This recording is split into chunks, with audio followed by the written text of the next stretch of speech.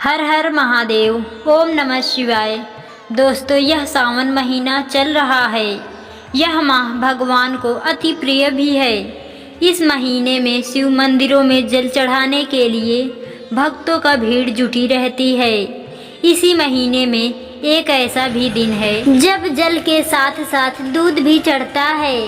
श्रावण मास की शुक्ल पक्ष की पंचमी को मनाया जाने वाला पर्व है नाग पंचमी। यह पर्व श्रद्धा, भक्ति और प्रकृति के साथ तादात्म्य का प्रतीक है। इस दिन नागों की पूजा की जाती है, विशेष रूप से शेषनाग, वासुकी, तक्षक, कालिया, करकोटक आदि प्रमुख नागों को। यह कथा मात्र धार्मिक नहीं बल्कि उसमें मानव संवेदनाओं, करुणा, कर्तव्य और आत्मा बोध का अद्भुत समावेश है। आज एक कथा हम लोग सुनेंगे, जिस कथा में भगवान शिव ने नारद मुनि को एक साधारण किसान परिवार और नागलोक की घटनाएं के बारे में विस्तार से सुनाया। एक बार की बात है, ब्रह्मलोक में नारद मुनि अपने वीणा के मधुर स्वर में नारायण नारायण का जाप करते हुए विचरण कर रहे थे। उनका चित्त आज असामान्य था, जिसे किसी प्रश्न ने उन्हें विचलित कर दिया हो। वे सीधे कैलाश पर्वत पहुँचे, जहाँ भगवान शंकर ध्यान मग्न अवस्था में विराजमान थे। माता पार्वती भी वहीं बैठी थी। नारद ने प्रणाम करते हुए कहा, नमः शिवाय प्रभु, एक प्रश्न मेरे हृदय को आंदोलित कर रहा है। आपसे बिना पूछे उत्तर नहीं मिलेगा। भगवान शिव ने नेत्र खोले और मुस्कुराते हुए कहा, कहिए देवर्षि, कौन सा प्रश्न तुम्हें व्याकुल कर रहा है। नारद बोले, प्रभु, नाग पंचमी का व्रत क्यों किया जाता है? नागों की पूजा का क्या रहस्य है? क्या केवल भय के कारण हम उन्हें पूजते हैं या इसके पीछे कोई आत्मिक अनुभव भी है? शिव मुस्कुराए और बोले, देवर्षि, यह प्रश्न केवल एक व्रत की जानकारी नहीं, अपितु मनुष्य और प्रकृति के बीच संतुलन की गाथा है। सुनो, मैं तुम्हें एक ऐसी कथा सुनाता हूँ जिसमें भक्ति, पीड़ा, प्रेम और प्रकृति के प्रति सम्मान समाहित है।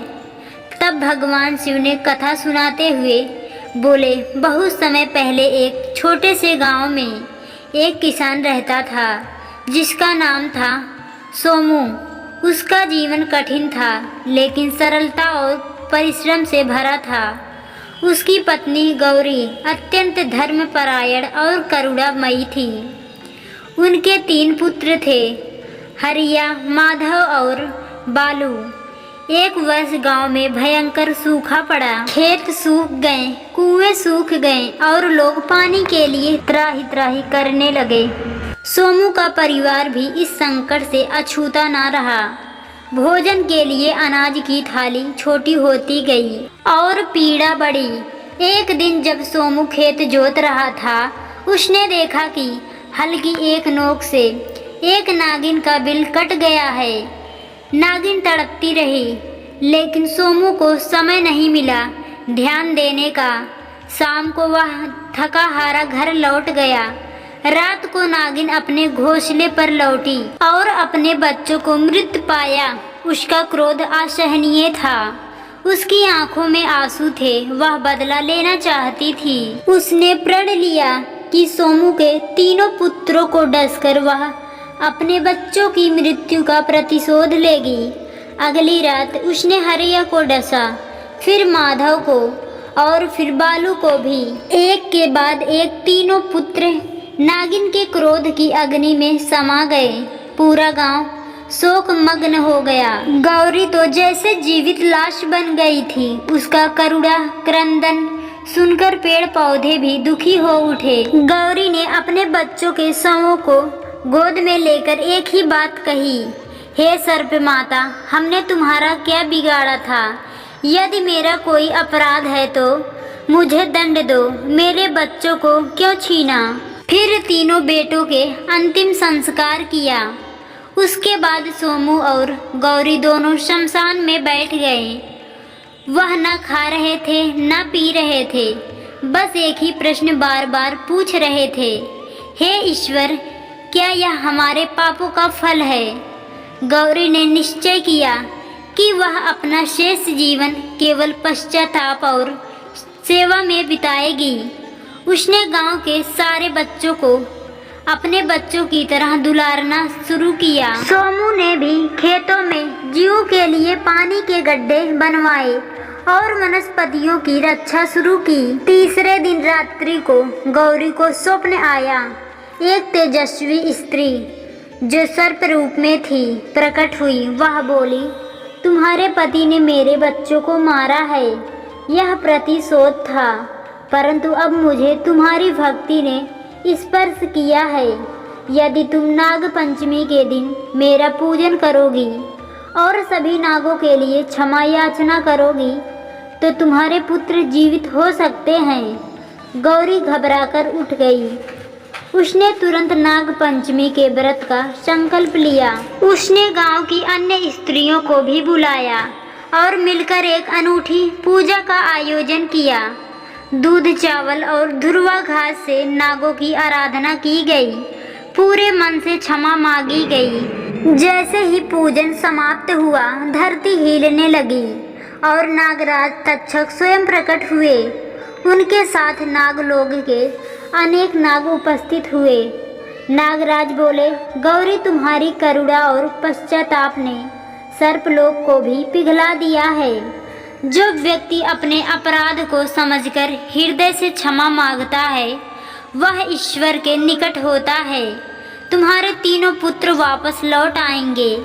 गौरी और सोमू की आंखों में आंसू थे, पर ये आंसू पीड़ा के नहीं, सुख के थे। तीनों पुत्र जीवित होकर उनके सामने खड़े थे। यह दृश्य देखकर गांव वाले भी भक्ति और श्रद्धा से भर गए। तक्षक ने कहा, हे मानवों, जब तक मनुष्य अहंकार और लालच में प्रकृति और जीवों का विनाश करता रहेगा तब तक विनाश का चक्र चलता रहेगा। पर जब वह प्रकृति को अपनी माता मानेगा तब वह पुनः पुण्य का पात्र बनेगा। उस दिन से नाग पंचमी का पर्व एक पवित्र व्रत के रूप में मनाया जाने लगा। उस दिन महिलाएं नागों की पूजा करती हैं, दूध अर्पित करती हैं और घर की रक्षा के लिए आशीर्वाद मांगती हैं। शिव के अनुसार यह कथा समाप्त हुई। नारद मुनि की आंखें नम थी।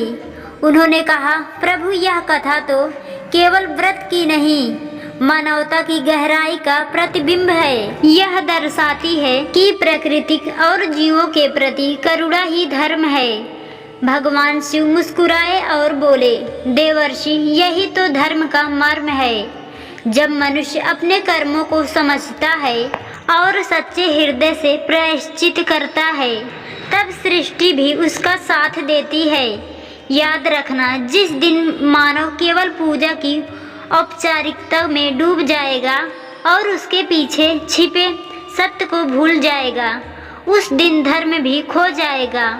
नारद बोले, अब मैं इस कथा को लोक में जाकर सुनाऊंगा ताकि लोग केवल व्रत को परंपरा न माने बल्कि उसकी आत्मा को समझें। इस कथा को सुनकर हमें यह ज्ञात होता है कि नाग पंचमी केवल एक धार्मिक अनुष्ठान नहीं, यह मनुष्य और सृष्टि के बीच के भावनात्मक संबंध की अभिव्यक्ति है। यह कथा हमें सिखाती है कि करुणा, पश्चाताप और सच्ची भक्ति से बड़ा संकट भी टल सकता है।